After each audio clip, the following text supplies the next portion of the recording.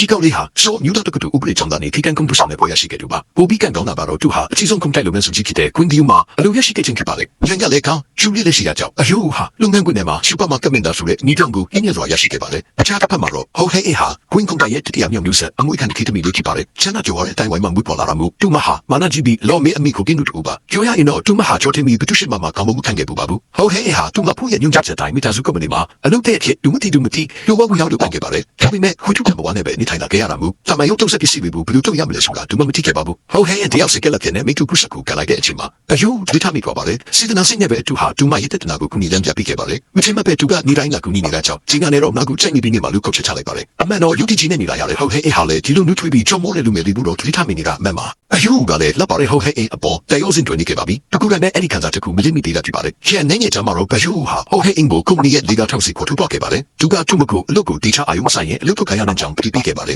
ဘာလို့လဲဆိုတော့လူ့ပေါ်ကံပတ်ထွေးတာဒီကြီးချင်းမရှိတဲ့အလုပ်တင်မလေးကြောင့်အတင်းကြုံနေချပြီးမှုလူပါဒါပေမဲ့ဟိုဟဲအင်ကတော့အလုပ်ထုတ်ခိုင်းရမှလည်းမချုပ်တဲ့ပုံချင်းနေပါလေအယုကတော့သူစိတ်ခက်ရှိတဲ့အတိုင်းကြီးကွန်တူမှာအလုပ်ရဖို့မလိုရကြောင်းကျူစာပန်စာလုပ်တင်ကြောင့်စီမီကတယောက်အနေနဲ့ဆုံးမပါတော့တယ်ဟိုဟဲအင်ကသူ့ရဲ့ဆိုးရဲ့ကူကမှုကိုရစရခင်ညှင်းတော့ပြီးကျူမှာပေါ်ပါလို့ဒီလောက်တောင်ပြီးဆိုင်နေရတာလေလူမိခဲ့ပါလေအယုတယောက်မိမိခံစားချက်ကိုတေချာမိရလို့ပဲဖြစ်ဖြစ်သူမဟုတ်ရှက်လို့ပဲဖြစ်ဖြစ်အလိုပဲဖြစ်စီကက်တီဘူးစကားမရှိခဲ့ပါဘူးမကြခင်မှာပဲအလုပ်စင်ကြရောက်လာခဲ့ပါလေကဲမကောင်းစွာနဲ့ပဲမူကွက်ွယ်လေးစတဲ့ရွာထူလာခဲ့ပါလေဟိုဟဲအင်